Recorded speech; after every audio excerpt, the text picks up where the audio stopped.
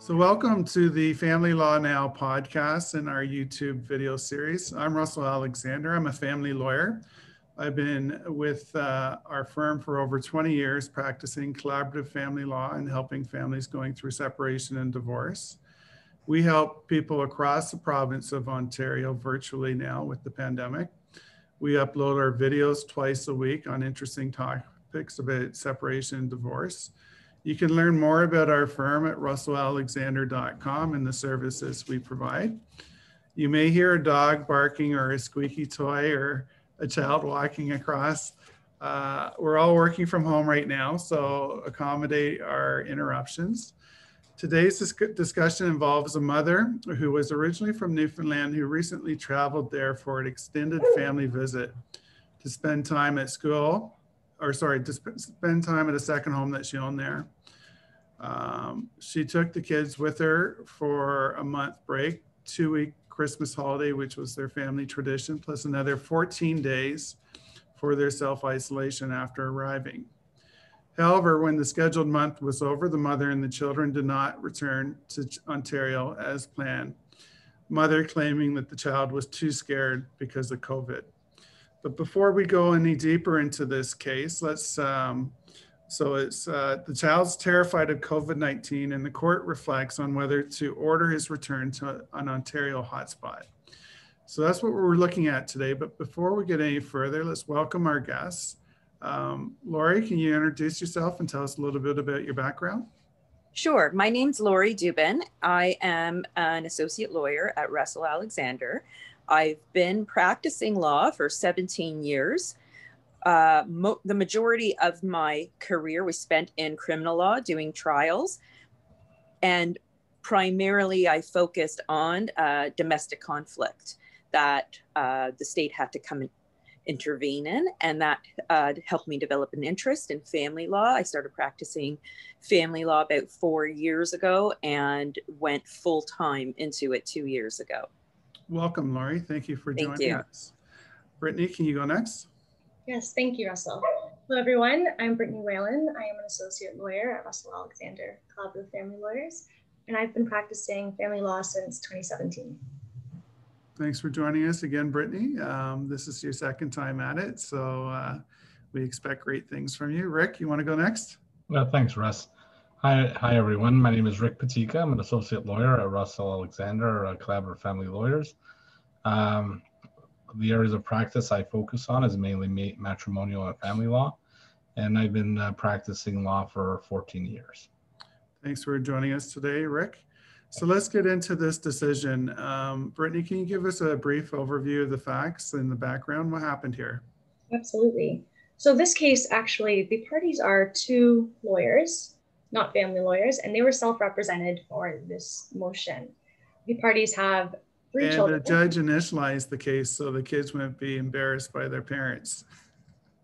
Correct. Just thought I'd throw that in there. Sorry, go ahead. So there's 3 kids. One is 18, one is 16, and the last child is 13 years old. The parties separated back in September 2015. And by October 18th, 2018, the parents had finally reached a resolution on the parenting issues on a final basis. They came to a consent. They had decided that the children would reside primarily with mom in Hamilton, and the father would access the children on alternating weekends, as well as Tuesday overnight and Tuesday and Wednesday overnight the following week. So in total, the children were spending 5 on 14 nights with dad. There was also provision that stipulated the children were to share holidays and special occasions with both parents. In this case, the father lived in Toronto, but he maintained a second residence in Hamilton so that he could access children. Mom, as Russell previously mentioned, had a second residence in St. John's, Newfoundland. That's where she's from, where she grew up, and she has a lot of extended family there. As part of the order that the parents reached back in 2018, the parents had agreed that the children were to spend Christmas holidays with mom and take a yearly vacation to St. John's, Newfoundland. They also went there in summertime, and they've been doing this every year since they were born. They did it as a family while the parents were still together, and after separation, they would go for 2 weeks over Christmas holidays with mom, and then in the summertime. Unfortunately, once COVID broke out, they were unable to go to their second residence in St. John's for the summer. When the restrictions started to lift, mom decided that they were going to go to Newfoundland, but there was a stipulation that people had to quarantine for 2 weeks. So the parties actually agreed that the children would be allowed to go from December 7th until January 7th to accommodate that quarantine period. So the parties were able to reach an agreement that when the children returned home, they would have makeup time with dad. The parties, mom and the children, they went on the 7th, and they were supposed to come back on the 7th, but they didn't. At the end of December, mom reached out to dad and said, children are not really feeling comfortable coming home right now. Ontario is a hot spot, but in Newfoundland, things are pretty much business as usual. You know, there's still social distancing and the requirement that they wear masks, but other than that, the kids were involved in extracurricular activities. They were able to go outside and play with their friends. They were able to spend time with their extended family, including the maternal grandmother who was in long-term care and had Parkinson's disease. Mom had expressed that the children wanted to stay. And because school was still online, they just wanted to play it by ear and figure out how things would go. The parties had an agreement that if they couldn't reach a decision, they were supposed to exercise alternate dispute resolution processes, but instead they wound up in court. Typical lawyers, right? Now, the 14-day quarantine period, that's the part of the East Coast bubble that we hear about. Exactly. In full disclosure, you're from the East Coast too, so you're familiar with this. I'm from St. John's, yes. Right. All right. So Lori, mom's in Newfoundland. They're having a great time. Kids don't want to come home. Youngest kid says scared of COVID in Ontario. What were mom's arguments? And do you agree with them? Well, mom says that they've missed out on their summer trip already. The children were stressed to begin with. When they were there, they were watching the news about Ontario. That increased their stress. They weren't required to be in class in Ontario, and they were able to have something akin to a traditional Christmas with, I guess, their 20-person bubble, seeing family. They were able to participate in their extracurriculars, which had been stopped in Ontario. And overall, it was better for their mental health. And I think that she was also suggesting that it was safer because it was less likely that the kids would come into contact with people with infections if they weren't in Ontario. Knowing what I know about the case, I don't really agree with the way mom went about doing it. I think that kids need to be able to predict what the protocols are if they want to change the rules. They have an agreement, and the kids know that dad has to consent. And the way mom went about trying to make her position clear was not the way the court would have expected. She was supposed to, as Brittany said, go through the mediator, or perhaps she could have spoken with dad in advance instead of just unilaterally deciding to stay because she thought she had good reasons. I mean, I could find a number of different views for how she handled it, but ultimately what it comes down to is we're here in Ontario, a lot of us having children of our own, and we can't just go and break the rules in order to help mental health. It creates prejudices in other areas and creates uncertainty, I think, in terms of children. And the best interest of children, I think, is to have certainty. Yeah, mom's getting a bit of a rough ride so far. I know just before we get to dad's arguments, I was reading in the Globe and Mail on the weekend, the Island of Man residents are free to toast a successful COVID-19 response.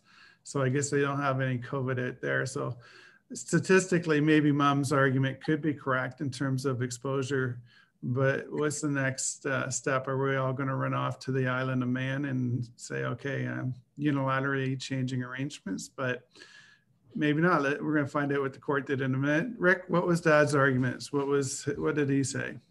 Well, Dad's argument essentially is that he's had some sort of a backseat role or a diminishing role since separation. Basically, he pointed that there were other circumstances where mom made decisions directly with the father. He was someone who always learned of things after the fact that they happened, and this situation was no different. He was told about the children's change or emotional health or the distress they were going once they were in basically in Newfoundland, and not before that. And he wasn't given an opportunity to help his kids, and that's effectively what the argument was. He was worried, and he's basically asking the court now to step in and see if they can do anything. And we're going to ask Brittany in a moment what the outcome was, but there's sort of some underlying themes that we're seeing in this case that we see a lot, right? This idea of a status quo. You know, the court's should be reluctant to change the existing parenting arrangement. That's sort of we've seen that throughout the pandemic since we first started in March and April with the restrictions.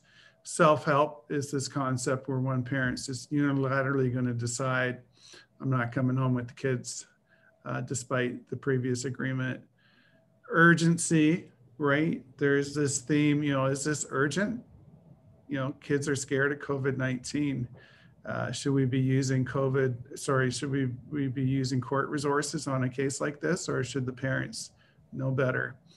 And mobility is sort of an underlying theme because we're out of province here, but the judge, and I'll let Brittany speak to this, sort of implied those issues weren't in play. So Brittany, what happened here? What was the outcome? So in the end, the matter was adjourned to February 12th, which is this week. The court basically, again, it highlighted the fact that there was a dispute resolution clause. And when that exists, it's not optional. It's not a suggestion. You can't pick and choose which aspects of a court order you're going to follow and which you're not.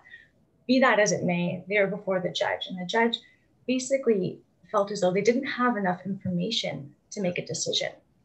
With respect to the 18-year-old, the court can't really tell them what to do, where to go.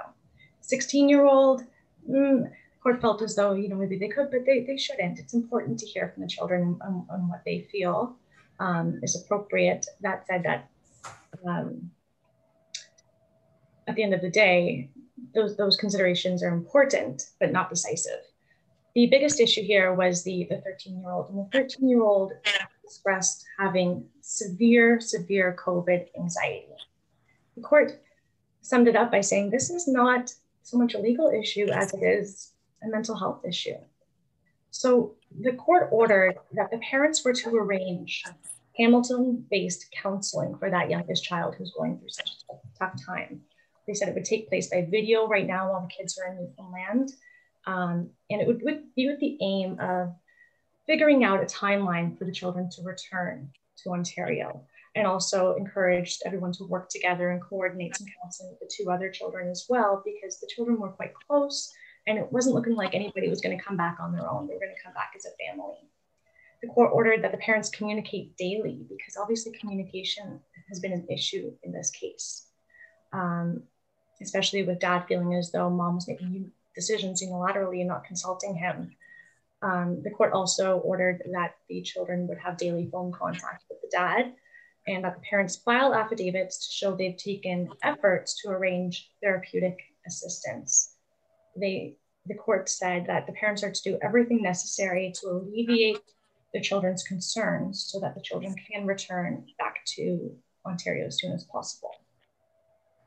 Right, and the court, admonished these parents who are lawyers, for not using the dispute resolution clause. And it's easy for lawyers to forget that. If we have a separation agreement, we go off to court to do a motion to change or a variation.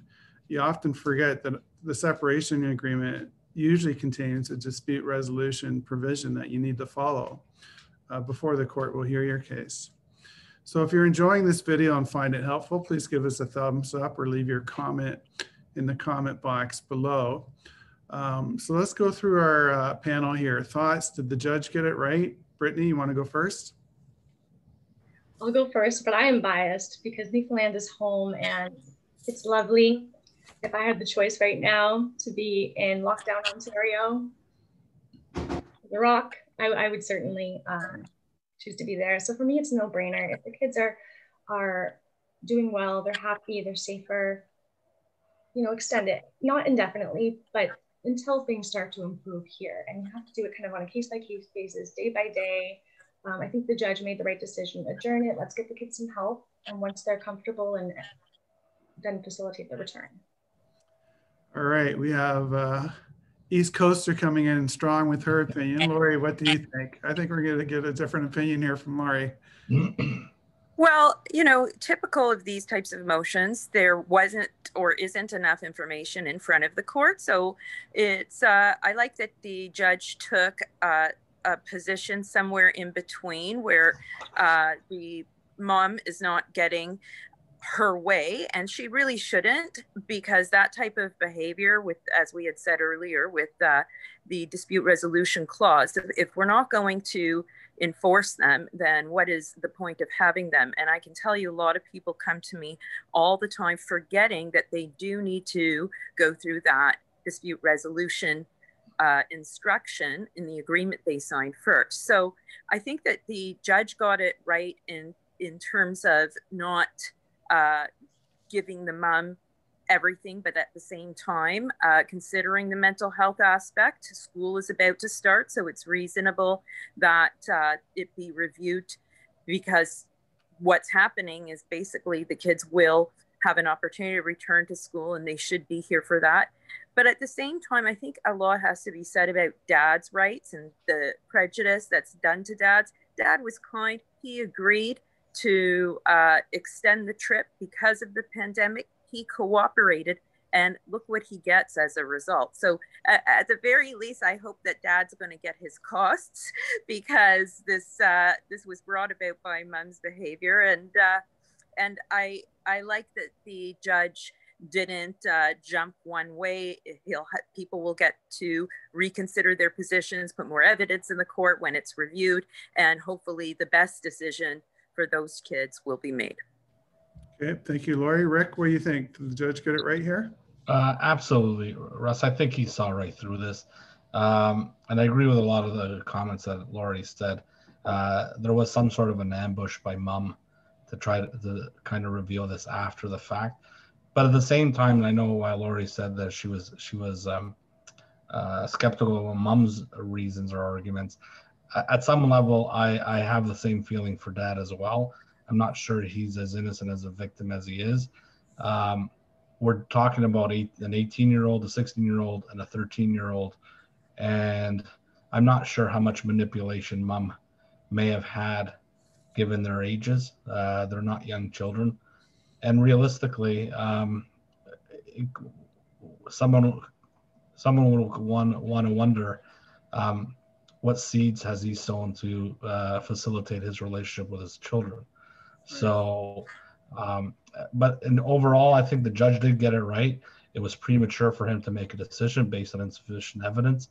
And I think with all the talk of Ontario possibly reopening the schools, to re-adjourn the motion to this week made this basically issue moot, because the schools reopened today in Hamilton, so it's expected the kids should be back. Yeah, the judge deciding not to decide is almost a decision in itself. I think you hit the nail right on the head there, Rick. This judge was waiting to hear from the Ontario government if we were going to continue in our lockdowns. He would probably consider more evidence. If school is opening up, I think the writing's on the wall for mom. And I'm certainly sympathetic to Brittany's position, right? We would all like to rush off to the Isle of Man or Caribbean island of some sort where there's no COVID, or no Newfoundland if they'd let us in. But I don't think this is just Ontario lawyers taking a hard view of this case. I think everybody's scared, and COVID is changing. You know, we've got variants coming out. We're probably going to be into this for another year, at least, before the court system gets back to normal. So in some respects, I think the court has a duty to decide these matters. I understand the timing of the adjournment, but we hear these cases, and I certainly don't want to get into trouble with my professional regulators, but we hear these cases where courts say we have limited resources and we're not going to hear these types of hearings. Well, they have a constitutional mandate to adjudicate disputes. This is how we resolve disputes in our society. So I think, although somebody may not like the decision, a court still needs to make a decision and provide some certainty to families. That's my take, but let's get some other takeaways from this decision. If there is no agreement, I think if I read the decision correctly, the judge's takeaway was it's not a matter of if the children are going to return to Ontario, but when. But if there is no agreement, what do you think the court's going to do here, Laurie? If there's no agreement, I think the court will say that they have to, if there's no consent, the courts will have to say that the kids will return, because there is already an agreement. And, you know, we can't take our children on vacation and not prepare them that the vacation will end. So they've gone, it's not, I mean, it's a little more meaningful than a holiday somewhere tropical, I suppose, but at the same time, vacations have to end. They are Ontario residents, their family is here, and our government is prepared to support the Ontario kids' return to school. We're supposed to be staying at home. People that have traveled to other places are having tremendous difficulty getting home now. It's very much discouraged. So mom has traveled, and it's time to come home. And I think that's what the court is going to do. I think it would be going the opposite way of what the messages that the government has been trying to give us all. It would be going in the complete opposite direction if the court says, okay, those kids can stay over there. And I also think the part about the mental health is hitting the nail on the head. It's not the pandemic issue. It's that we all need to learn to cope and adapt. And it's very good to start at a young age. You can't let these things tackle you mentally and emotionally, or you're going to end up having much more significant problems. Yeah, that's a good point. If the court said yes, then we'd see a floodgate of just cases of people leaving Ontario. And I think both parents needed to show a little bit more leadership here in managing the child's fears, right? They're going to get from their parents how they're going to react from this. So I think perhaps the parents could have done a better job. Rick, what did you think? What are your takeaways here? I agree with Laurie. If there was no agreement in place, I think the judge would have ordered the kids ultimately back. I mean, barring some unusual circumstances that can be qualified from a medical or a family professional as to what level of fear this child was experiencing, something, I guess, in the extreme, I think a judge would have ordered them back. It just seems, the way that the optics look like, waiting last minute and walking into court and saying a 13-year-old has a fear, but really can articulate really what the fear is, really looked, as they say, the sniff test. It almost reminded me of those back to school cases, right? That somebody's got an extended summer holiday with one of the parents, and all of a sudden that parent says, so little Johnny wants to stay with me now, right? It's very similar. A few quotes I took away from this case, and I shared some of them with you. I thought the judge's comments with respect to a 13-year-old's views and preferences and emotional comfort level is not necessarily determinative of these matters, but the court's certainly going to take it into consideration. What they look at is how much weight to be attributed to the child's shared stated preferences and other factors, you know, age, maturity. We all know 13-year-olds that are very mature and 15-year-olds that are very immature. Clarity of their views, context, consistency, potential alienation or influence, which we may be seeing a little bit of in this case, and the strength of the expressed view and the thinking behind it. So I thought that was fairly insightful in terms of trying to understand what the court's going to look for. Another quote I found helpful, and this kind of ties back to my comment about the responsibility of courts to adjudicate matters. This is the way we resolve disputes when parents disagree. But the judge said if the children are hurting physically, the parents would rush the child to a doctor. Instead, they're hurting mentally, and the parents have rushed to a judge. They picked the wrong professional. I don't necessarily agree with that statement. I agree that the child should be getting mental health assistance through a therapy or counseling or their family doctor. But these are two lawyers who are parents who cannot resolve a dispute and overlook their dispute resolution mechanism. So there's lots of things that sort of fallen off the tracks here. Probably reflects poorly on our legal profession if we have lawyers doing this. But I think courts absolutely have a duty to adjudicate these matters, and judges are the professionals we rely upon when we need to deal with issues such as this. But maybe I'm just being a sarcastic Ontario lawyer. I don't know. Final thoughts or other cases involving COVID or similar circumstances that you guys want to share? I've just went, so you want to go next, Brittany? Actually, I'll just add with respect to this case, the mom had actually acknowledged that when school resumes in Ontario and goes back to in-person classes, that would be an appropriate time for the children to come back to Ontario. And the court said, because the mom had acknowledged that, that means that she has at least some confidence that once the government deems it appropriate and safe for children to go back to school, that she will be able to reassure the child that it's okay. So school has resumed. So I think when the motion is heard again on the 12th, that the children will be coming back. Had that not happened, and the court had to make a decision again, I think it would involve weighing all those different factors and considerations and all the evidence that you spoke about in terms of balancing the children's wants, wishes, and expressed needs with all these other concerns.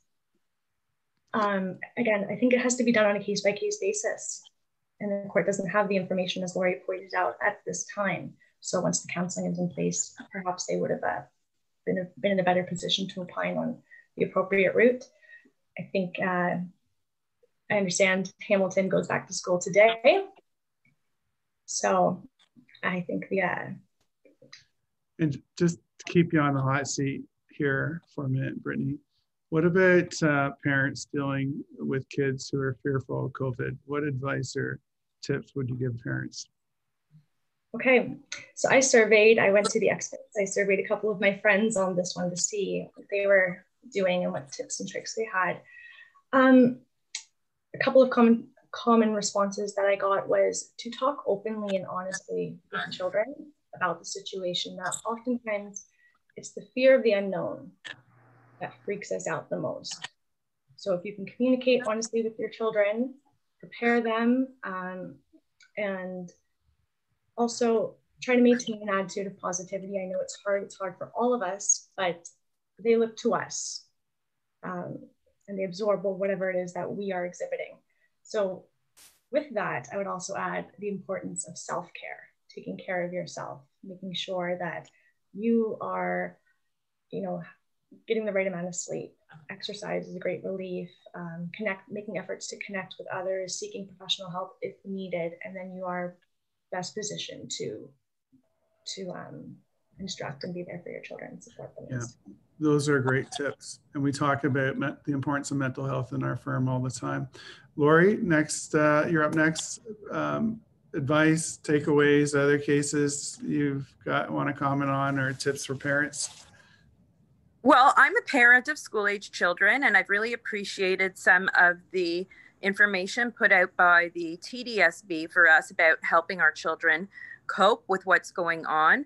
For example, they suggested, making a routine of chunks in a day. This is the morning chunk. You're in your online class, and then you have your snack time, and trying to divide up the day that way to give them more sense of certainty. It's really hard for everybody. So my husband, who's also a lawyer, my husband and I have decided that we're trying to lead by example. That's why we didn't go away this holiday, even though I have a lot of close people in a very nice warm place, Florida. I would really like to go see them. And it's been very hard on us to just be here trapped in the house and not thinking there's an end in sight. But it does build resilience. And that is what's getting me through. I think that's important to teach our children. And I think that the court really does have to keep in mind what the government is trying to do here and work with our government.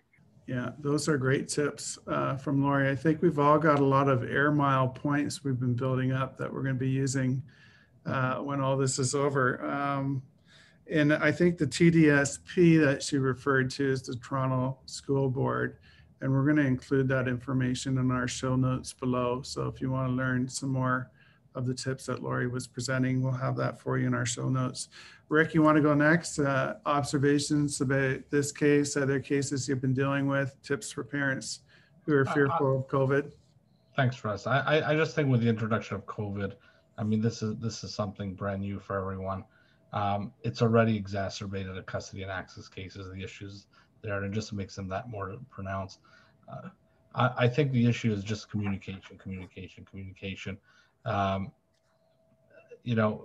Parents are expected to communicate with each other better about their children. If they don't know how, then they should seek the appropriate professionals to help them do it. And if they really run into trouble in dealing with communication issues, like you said, Russ, then court's the place then to deal with it. But I think they need to kind of take a tiered approach, and the onus is on the parents. So yeah, great tips. Thank you, Rick. All right, well, I want to thank our guests today, Rick, Brittany, and Lori. Any final comments before we do our send-off, Brittany? So let's circle back to me. All right, Rick, any final thoughts? I think, Brittany, Lori said it best. Speak to your kids freely, lead by example, and help them through it. I mean, everyone's going through it, so